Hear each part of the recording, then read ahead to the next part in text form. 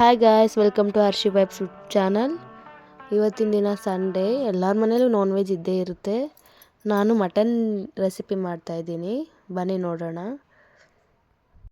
ನಾನು 1/2 kg mutton ತೊಗೊಂಡಿದ್ದೀನಿ. ಅರಿಶಿನ ಸ್ವಲ್ಪ ಉಪ್ಪು ಹಾಕಿ ಕ್ಲೀನಾಗಿ 2 3 ಸರಿ ತೊಳ್ಕೊಬೇಕು. ಮಟನ್ನ ಬೇಯಿಸ್ಕೊಳ್ಳೋಕ್ಕೆ 1 2 ಈರುಳ್ಳಿ ಕಟ್ ಮಾಡ್ಕೊಂಡಿದ್ದೀನಿ.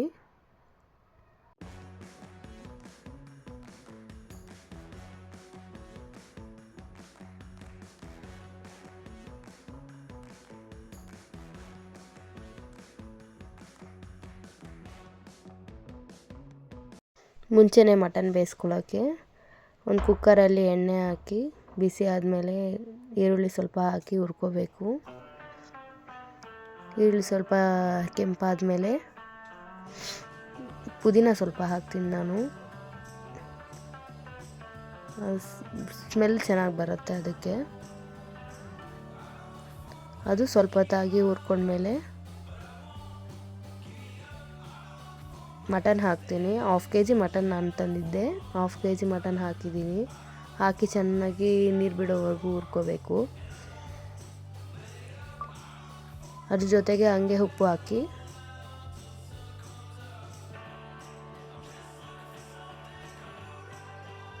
ಅರಿಶಿನ ಸ್ವಲ್ಪ ಹಾಕಿ ಚೆನ್ನಾಗಿ ಕಲಿಸ್ಕೋಬೇಕು. ಕಲಿಸ್ಕೊಂಡು ಸ್ವಲ್ಪ ಎಣ್ಣೆ ಸ್ವಲ್ಪ ಬಿಡೋವರೆಗೂ ಕಾಯಬೇಕು.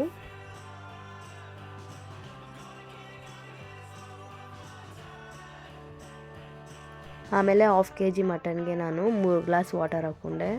ಯಾಕಂದರೆ ನಂಗೆ ಸ್ವಲ್ಪ ಸೂಪ್ ಮಾಡ್ಕೊಳ್ಳೋಕ್ಕೋಸ್ಕರ ಎಕ್ಸ್ಟ್ರಾ ವಾಟರ್ ಹಾಕಿದ್ದೀನಿ. ಕಲಸಿದ್ಮೇಲೆ ಮುಚ್ಚಳ ಮುಚ್ಚಿ ಒಂದು 3 to 4 ವಿಜಿಲ್ಸ್ ಬಿಟ್ಕೋಬೇಕು. ಅದಾದಮೇಲೆ ಎಗ್ ಬೇಯಿಸ್ಕೊಳ್ಳೋಕೆ ಇಟ್ಕೊಂಡೆ. 6 ರಿಂದ 7 ಎಗ್ ಇಟ್ಕೊಂಡಿದ್ದೀವಿ.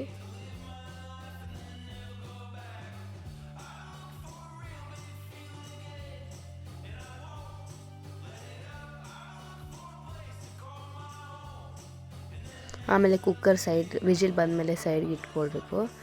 ನಾನು ಅದು ಮಸಾಲೆಗೋಸ್ಕರ ಬಾಣಲಿ ಇಟ್ಟಿದ್ದೀನಿ. ಸ್ವಲ್ಪ ಎಣ್ಣೆ ಹಾಕಿ ಈರುಳ್ಳಿ ಹಾಕಿ ಹುರ್ಕೋಬೇಕು. ನಾನು 3 ರಿಂದ 4 ಈರುಳ್ಳಿ ಕಟ್ ಮಾಡಿಕೊಂಡು ಹುರ್ಕೋತಾ ಇದ್ದೀನಿ.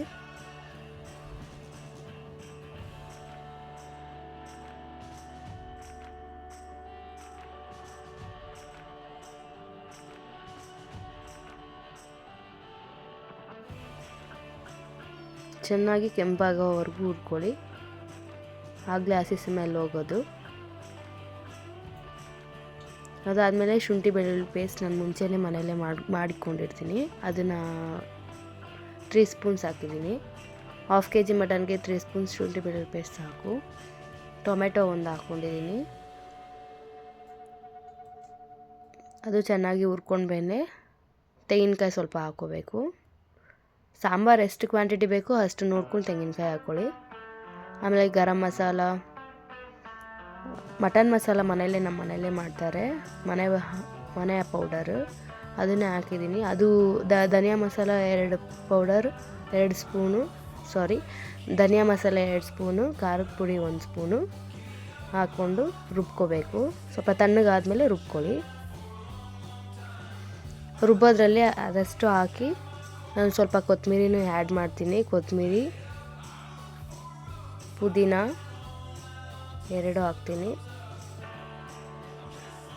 2 ಹಾಕಿ ರುಬ್ತೀನಿ.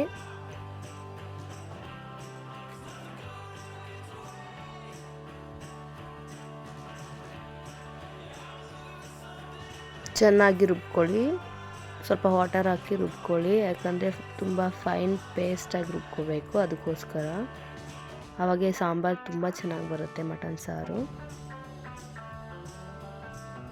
ನಾನು ತೋರಿಸ್ತೀನಿ ನೋಡಿ.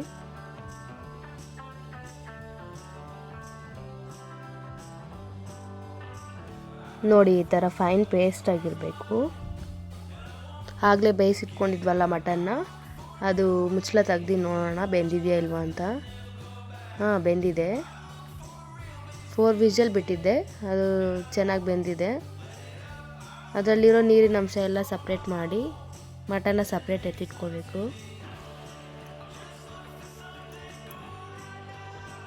ಮತ್ತು ಕುಕ್ಕರ್ನ ಇಟ್ಕೊಂಡು, ಅದೇ ಕುಕ್ಕರ್ ಇಟ್ಕೊಳ್ಳಿ ಪರವಾಗಿಲ್ಲ, ಮತ್ತು ಕುಕ್ಕರ್ನ ಇಟ್ಕೊಂಡು ಅದಕ್ಕೆ ಎಣ್ಣೆ ಸ್ವಲ್ಪ ಹಾಕಿ, ಈರುಳ್ಳಿ ಸ್ವಲ್ಪ, ಪುದೀನ ಲೈಟಾಗಿ ಹಾಕ್ಕೊಂಡ್ರೆ ಸ್ಮೆಲ್ ಚೆನ್ನಾಗಿರೋದಕ್ಕೋಸ್ಕರ ಮಸಾಲೆ ರುಬ್ಬಿದ್ವಲ್ಲ ಅದನ್ನೆಲ್ಲ ನೀರಿಲ್ದಿರ ಫಸ್ಟು ಚೆನ್ನಾಗಿ ಹುರ್ಕೊಳ್ಳಿ.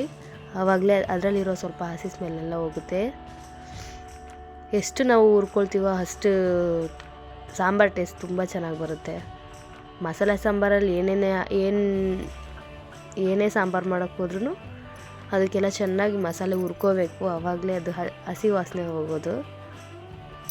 ಅದಾದಮೇಲೆ ಮಟನ್ ಹಾಕ್ಕೊಂಡೆ, ಸಪ್ರೇಟಾಗಿ ಇಟ್ಟಿದ್ನಲ್ಲ ಮಟನ್ನು, ಅದನ್ನು ಹಾಕ್ಕೊಳ್ಬೇಕು. ಅದನ್ನು ಹಾಕ್ಕೊಂಡು ಸ್ವಲ್ಪ ಹೊತ್ತು ತಿರುಗಿಸ್ಬೇಕು.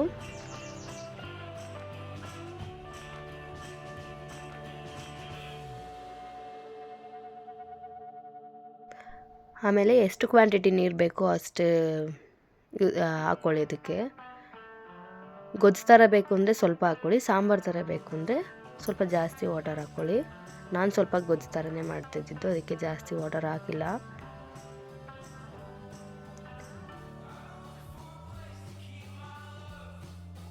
ಅದಾದಮೇಲೆ ಒಂದ್ಸರಿ ಟೇಸ್ಟ್ ನೋಡ್ಕೊಳ್ಳಿ, ಉಪ್ಪು ಖಾರ ಎಲ್ಲ ಕರೆಕ್ಟಾಗಿದೆಯಾ ಅಂತ.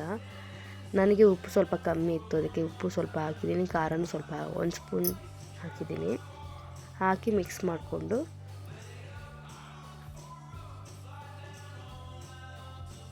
ಇನ್ನೊಂದು ಸರಿ ಟೇಸ್ಟ್ ನೋಡಿದೆ, ಅವಾಗ ಕರೆಕ್ಟಾಗಿ ಪರ್ಫೆಕ್ಟಾಗಿತ್ತು. ಲಾಸ್ಟಲ್ಲಿ ಸ್ವಲ್ಪ ಈ ನಿಂಬೆಹಣ್ಣು ಹಿಂಡ್ತೀನಿ, ಅದು ಎಕ್ಸ್ಟ್ರಾ ಟೇಸ್ಟ್ ಕೊಡುತ್ತೆ. ಅದಾದಮೇಲೆ ಆಗಲೇ 4 ವಿಜಿಲ್ ಬಿಟ್ಟಿರೋದು ಬೆಂದಿದೆಯಲ್ವ, ಈಗ 1 ವಿಜಿಲ್ ಬಿಟ್ಟರೆ ಸಾಕು. ಇನ್ನೊಂದು ಕಡೆ ಆಗಲೇ ಹೇಳಿದ್ನಲ್ವ ಸೂಪ್ ಮಾಡ್ಕೋತೀನಿ ಅಂತ, ಅದಕ್ಕೆ ಅದನ್ನು ಸ್ವಲ್ಪ ಬೇಯಿಸ್ಕೊಂಡೆ. ಅದ್ರ ಜೊತೆಗೆ ಸ್ವಲ್ಪ ಉಪ್ಪು, ಖಾರ, ಪೆಪ್ಪರ್ ಸ್ವಲ್ಪ ಜಾಸ್ತಿ ಹಾಕಿ, ಅವಾಗ ಸೂಪರಾಗಿರುತ್ತೆ.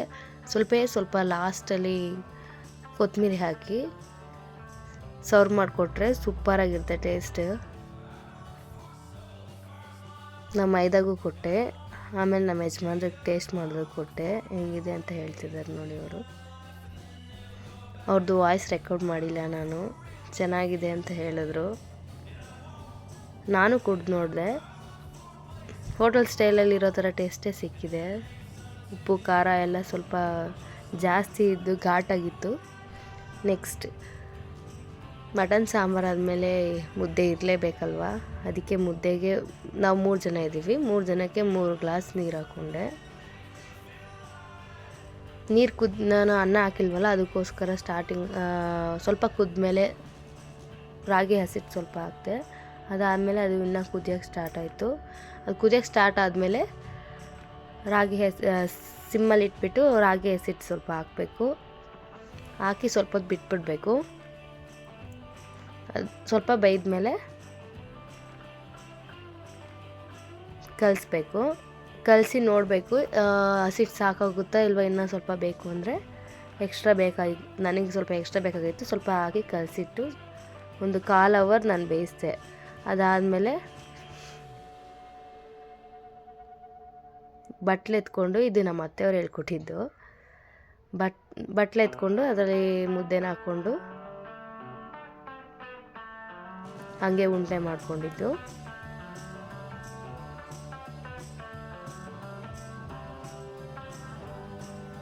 ಮುಂಚೆ ನಾನು ಮದುವೆಗೆ ಮುಂಚೆ ಬೇರೆ ಥರ ಹೇಳ್ಕೊಟ್ಟಿದ್ರು ನಮ್ಮಮ್ಮ ಮನೆಯಲ್ಲಿ. ಇದು ಮದುವೆ ಆದಮೇಲೆ ನಮ್ಮ ಅತ್ತೆಯವರು ಈ ಥರ ಹೇಳ್ಕೊಟ್ರು. ನನಗೆ 2 ಥರನೂ ಮುದ್ದೆ ಮಾಡೋಕ್ಕೆ ಬರುತ್ತೆ.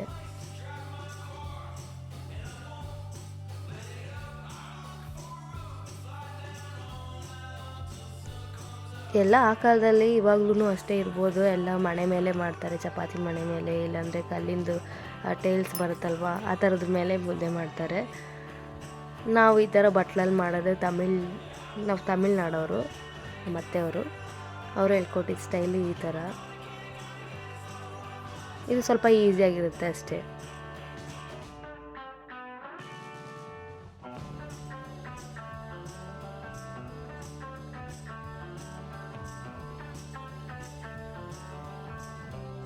ಮತ್ತು ಸ್ಟವ್ ಅಂಟಿಸ್ಕೊಂಡು ಬಾಣಲೆ ಇಟ್ಟು ಸ್ವಲ್ಪ ಎಣ್ಣೆ ಹಾಕಿ ಖಾರದ ಪುಡಿ, ಉಪ್ಪು, ಚಿಕನ್ ಮಸಾಲ, ಮಟನ್ ಮಸಾಲ, ಈ ಥರ ಪೌಡರ್ ಇರುತ್ತಲ್ಲ, ಪೆಪ್ಪರ್ ಪೌಡ್ರು, ಇದೆಲ್ಲ ಹಾಕ್ಕೊಳ್ಬೇಕು.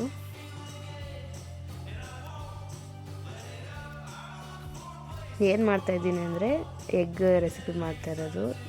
ಎಗ್ ಫ್ರೈ ಮಾಡಿಕೊಡಿ ಅಂತ ಹೇಳಿದರು ನಮ್ಮ ಹಸ್ಬೆಂಡ್, ಅದಕ್ಕೋಸ್ಕರ. ಇದು ಈಸಿ ಸ್ಟೈಲ್ ಎಗ್ ಫ್ರೈ. ಇದು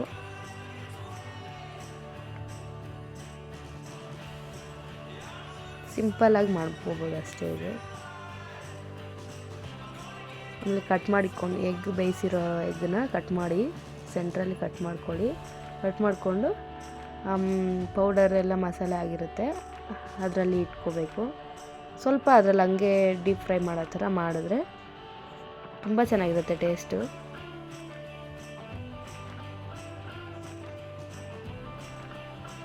ಎಗ್ ಇಷ್ಟಪಡೋರೆಲ್ಲ ಈ ಥರ ಮಾಡಿಕೊಂಡು ಸಿಂಪಲಾಗಿ ಮಾಡ್ಕೊಂಡು ತಿನ್ಬೋದು. ಜಾಸ್ತಿ ಟೈಮ್ ತೊಗೊಳ್ಳಲ್ಲ ಇದೆಲ್ಲ.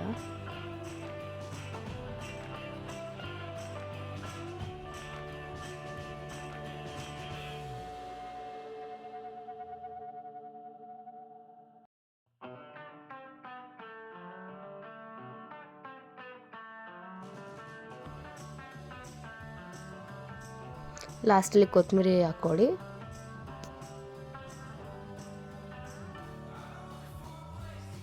ಬನ್ನಿ ಗಾಯ್ಸ್, ಇಷ್ಟೊತ್ತು ಏನೇನು ಮಾಡಿದೆ ಅಂತ ನೋಡೋಣ ಬನ್ನಿ. Mutton gravy,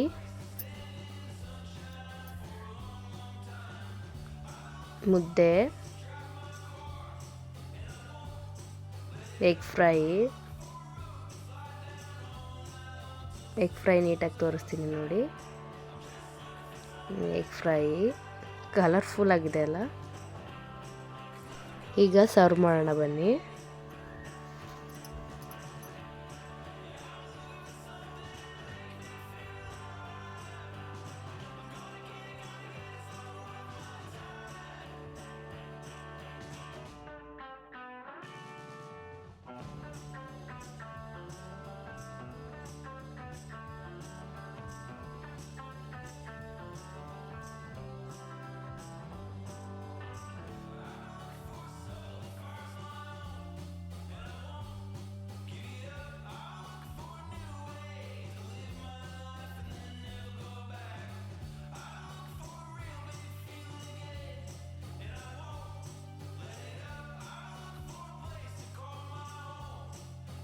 Sunday non veg special recipes ಎಲ್ಲ ನೋಡ್ಕೊಂಡ್ರೆ ಬನ್ನಿ ಈಗ ರಿವ್ಯೂ ನೋಡೋಣ. ಎಷ್ಟೇ ಐಟಮ್ಸ್ ಮಾಡಿದ್ರು ಎಲ್ಲ ರಿವ್ಯೂಗೋಸ್ಕರ ಕಾಯ್ತೀವಲ್ಲ, ಬೆಳಗ್ಗೆಯಿಂದ ಅಷ್ಟೊತ್ತವರೆಗೂ ಮಾಡಿದ್ರು ಚೆನ್ನಾಗಿದೆ ಅಂತ ಹೇಳಿದ್ರು. ನಿಮ್ಗೆ ಈ ವಿಡಿಯೋ ಇಷ್ಟ ಆಗಿದೆ ಅಂತ ಅಂದ್ಕೊತೀನಿ. ಇಷ್ಟ ಆಗಿದ್ರೆ ಸಬ್ಸ್ಕ್ರೈಬ್ ಮಾಡೋದನ್ನು ಮರಿಬೇಡಿ.